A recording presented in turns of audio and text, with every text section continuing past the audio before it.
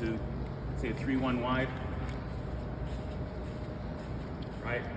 There's the Futsal. Pull the Futsal back there. There's the stick. Right? 3-1 wide, the way the Brazilians like to play it.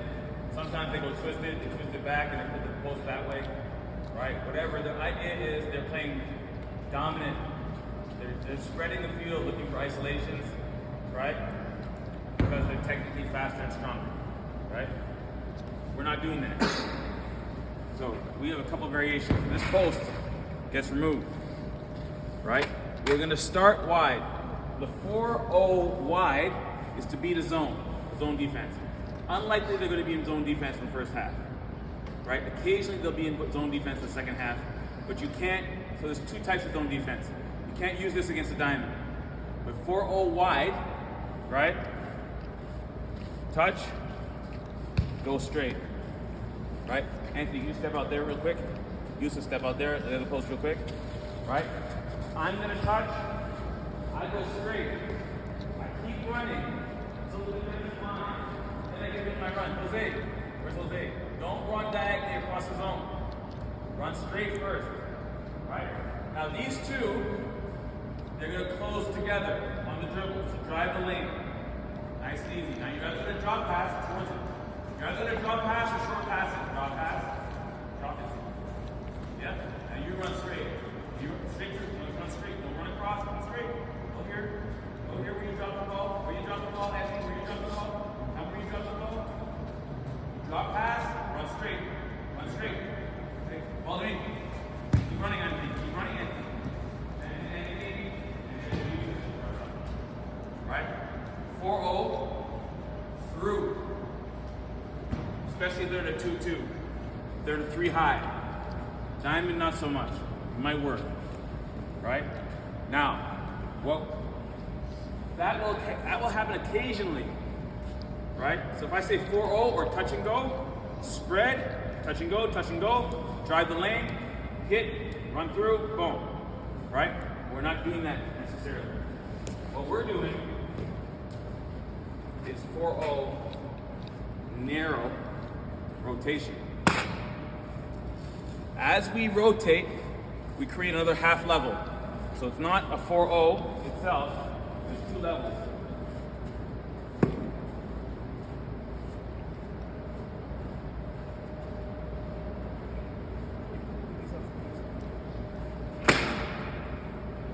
It's compact here and compact here. And what that's going to do, that's going to leave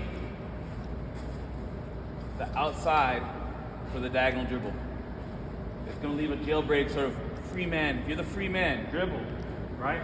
So I go here, I square up this way, and I dribble this way, right? And I'm through, which we pulled off very successfully at the tournament, right? So when you're not the dominant team, you have to manipulate space. So we have to show them big, pull them small, hit them. If we're big, touch and go, hit them behind. If we're small, diagonal dribble, go through. Leave the space in front to attack, right? So this is more of, especially the closer, the more they press, the more they go man to man, the more we are inside. If they're not pressing, they're in a zone, and they're not man to man, we go outside and through. Okay? Now, if they really, really, really press, we're going to drop the fixo. And then this guy's going to block, which is Boca big. Boca. If they really press again, or they're about to win the ball, we collapse to help the fixo. Boca small. Right? I will show you the Japan versus Iran game. Japan plays like this against dominant opposition. The Japanese play very differently when they're the dominant team, but they play like this when they're the underdog. Right? And they eat the clock. Now, there's eating the clock, and then there's eating the clock. Right? So if you're here, and we're doing those little short rotations, bear with me, guys, it'll be 5 more minutes. We're doing these short rotations.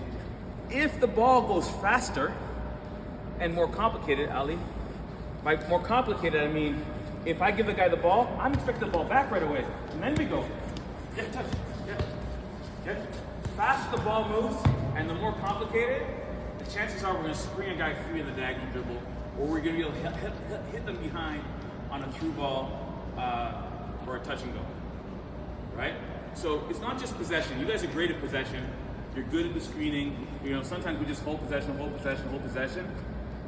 When that happens, the ball's got to move. Complexity and speed will lead to their mistake, and then you just exploit their mistake, right? The other aspect of it is that as we sneak forward, Michael comes.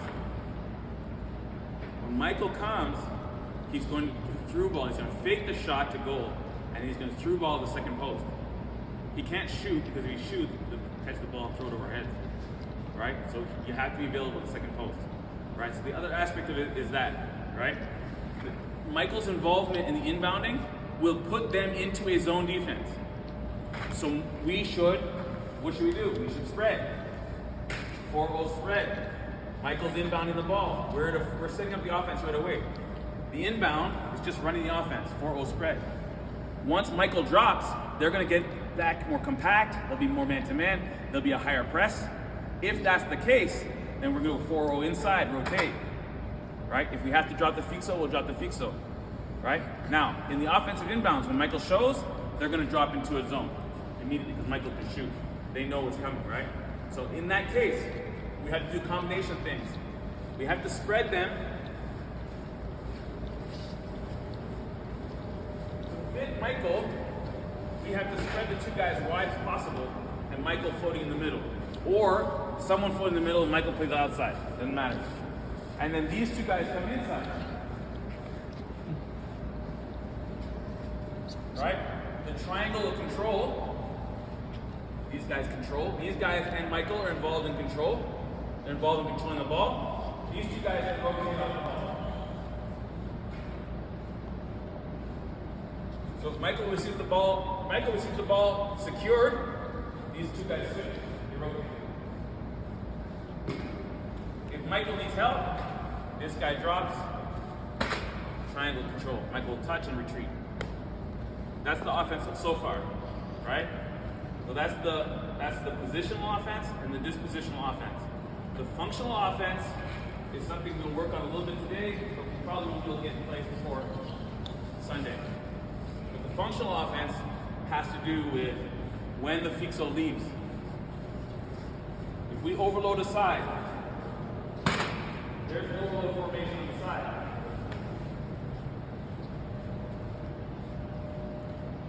The fixo is allowed to run through. The last player back is allowed to run through. Because we have everything secured here. They can't counterattack us. So we're allowed to spring that through, right? Another way to do it is called a escandinha, a ladder.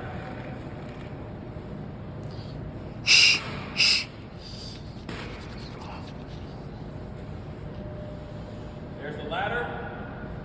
Ish coming. Ish gonna inbound, right? That's Ish. Touch. Go Ish. Right, just looking for the left side, kind of ladder, and then Ish gets it in the back end.